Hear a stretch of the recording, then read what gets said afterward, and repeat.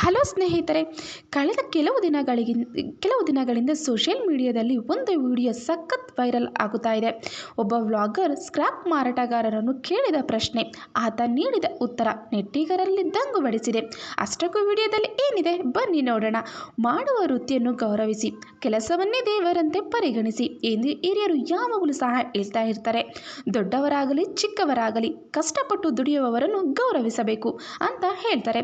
ಸಣ್ಣ ಪುಟ್ಟ ಕೆಲಸಗಳನ್ನು ಮಾಡಿಕೊಂಡು ಬಂದ ಅವಕಾಶಗಳನ್ನು ಸದುಪಯೋಗಪಡಿಸಿಕೊಂಡು ಇತಿಹಾಸದಲ್ಲಿ ಪುಟ ಬರೆದವರೇ ಅನೇಕರಿದ್ದಾರೆ. ಹೌದು, ಸಣ್ಣ ಪುಟ್ಟ ಕೆಲಸ ಮಾಡುವವರನ್ನು ಕೀಳಾಗಿ ಕಾಣುವ ಮೊದಲು ಅವರ ಕುರಿತು ಅರಿಯುವುದು ತುಂಬ ಒಳ್ಳೆಯದು. ಅವರು ನಿಮ್ಮ ನಿರೀಕ್ಷೆಗೂ ಮೀರಿ ಎತ್ತರಕ್ಕೆ ಹೋದವರು ಇರ್ತಾರೆ. ಆದ್ದರಿಂದಲೇ ಯಾರನ್ನು ಸಹ ಕೀಳಾಗಿ ಕಾಣಬಾರದು. ಈ ಮಾತಿಗೆ ಅನುಗುಣವಾಗಿ ಅನೇಕ ಸುದ್ದಿಗಳು ಮತ್ತು ವಿಡಿಯೋಗಳು ಪ್ರತಿದಿನ ಅಂತರ್ಜಾಲದಲ್ಲಿ ಕಾಣಿಸ್ಕೊಳ್ತಾ ಇರ್ತವೆ.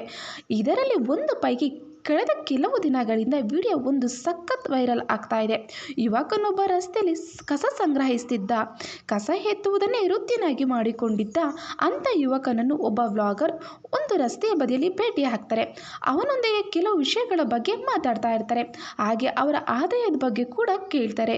ನೀವು ಒಂದು ದಿನಕ್ಕೆ ಎಷ್ಟು ಸಂಪಾದಿಸ್ತೀರಾ ಅಂತ ವ್ಲಾಗರ್ ಆ ವ್ಯಕ್ತಿಯಾಗಿ ಕೇಳಿದಾಗ ಅದಕ್ಕೆ ಆ ವ್ಯಕ್ತಿ, ದಿನಕ್ಕೆ ನಾನು 5,000 ದುಡಿತೀನಿ ಅಂತ ಹೇಳ್ತಾರೆ. ಇದನ್ನು ವಿಡಿಯೋ ಮಾಡುತ್ತಿದ್ದ ವ್ಯಕ್ತಿ ಬೆಚ್ಚಿ ಬಿದ್ದುಬಿಡ್ತಾರೆ. ಒಂದು ದಿನಕ್ಕೆ 5,000, ಹಾಗಾದರೆ ನೀವು ಒಂದು ತಿಂಗಳಿಗೆ 1,00,000 ಗಳಿಕೆ ಮಾಡ್ತಾರೆ ಅಂತ ಅರ್ಥ ಆಯಿತು ಅಂತ ಹೇಳ್ತಾರೆ.